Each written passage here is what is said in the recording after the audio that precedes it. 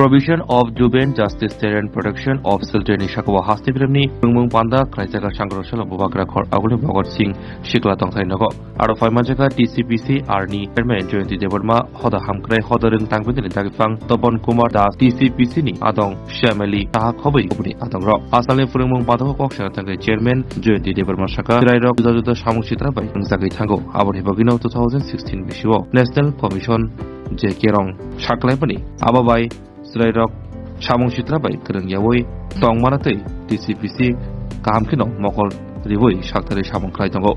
সবাই জানি বাচ্চাদের নিয়ে যদি আমরা কাজ করি তাহলে কিন্তু অনেক সময় আমরা বিভিন্ন সমস্যার সম্মুখীন হই সেইরকমই একটি সমস্যা হলো যেমন বিভিন্ন বাচ্চারা বিভিন্ন অপরাধ করে তো সেই বিষয়ে আমাদের পরিষ্কার একটি ধারণা থাকা দরকার সবার সেইগুলোকে আজকে এই বিষয়গুলো এই ওয়ার্কশপে গুরুত্ব কারণ আমরা জানি জুভেনাইল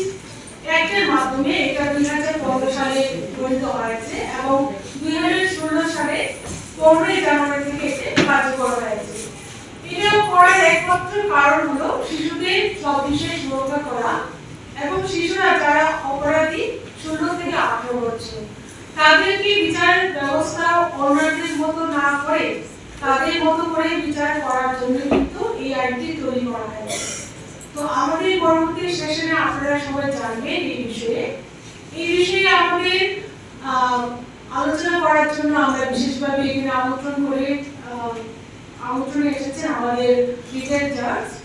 সত্যকুমার স্যার এবং আমাদের জুয়েন্ট জাস্টিস বোর্ডের মেম্বার তাপস কুমার দেববর্মা ওনারা দুজন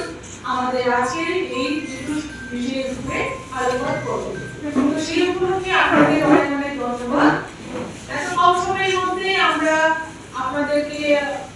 শুভেচ্ছা জানাই আজকের এই অনুষ্ঠানে আসার জন্য এবং অনেক অনেক ধন্যবাদও জানাই। তো আর বিশেষ কিছু আমি বলছি না, এখানে আমরা খুব স্বল্প নোটিশের মধ্যে এই অনুষ্ঠানটাকে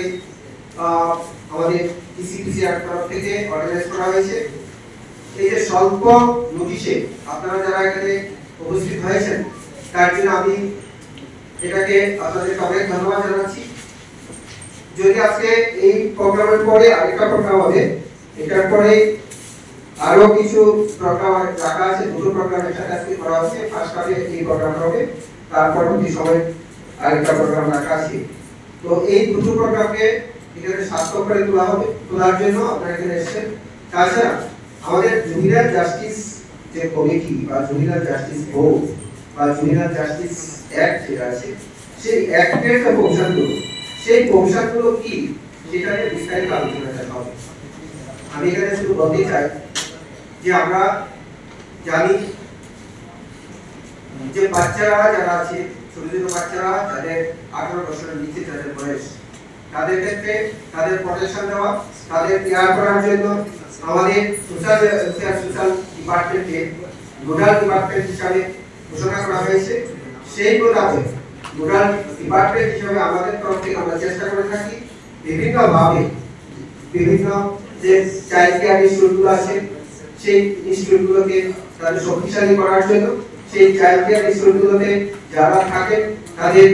যাতে কোনো রকম অসুবিধা না হয়, তারা যাতে স্বাচ্ছন্দ্যে থাকতে পারে, সেইগুলোকে আমরা এনশিওর করার জন্য চেষ্টা করে থাকি। তাছাড়া এই যে জুভেনাইল জাস্টিস বোর্ড যেটা আছে, আমাদের জুভেনাইল জাস্টিস বোর্ড যে স্টেট লেভেলে আছে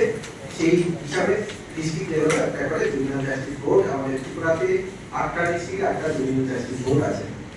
এই জুভেনাইল জাস্টিস বোর্ড যেগুলো আছে সেই বোর্ডগুলোর অনেক দায়িত্ব থাকে, বিশেষ করে এই যে জুভেনাইল জাস্টিস নিয়ে যে juvenile justice protection of child care and protection of the child rights, এটার উপরে যে অ্যাক্ট আছে সেই অ্যাক্টে কিভাবে কার্যকরী করা যায়, তার কৌশলগুলো কিভাবে সবার সাথে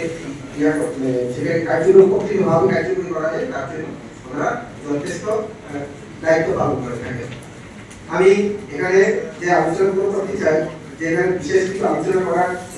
ইয়া নেই, কারণ আমাদের যারা অনারেবল রিসোর্স পার্সন যারা আছে ওনারা আমাদের বক্তব্য রাখবেন, আইনের কৌশলগুলো যেগুলো আছে সেগুলো নিয়ে ওনারা বক্তব্য রাখবেন, আপনারা সেটা শুনবেন। কারণ আমরা কাজ করতে গেলে বিভিন্ন সময় যে আইনের কৌশলগুলো আমাদের না জানা থাকে তাহলে পরে আমাদের কাজ করতে খুব অসুবিধা হয়। এই আইনের প্রবিধানগুলো জানা থাকলে পরে বিভিন্ন সময় আমরা যেসব বাচ্চারা চাইল্ড নেই যারা আছে তাদেরকে তখন আমরা সাহায্য করতে পারি, বা যারা চাইল্ড যেসব বাচ্চারা আছে কনফ্লিক্ট উইথ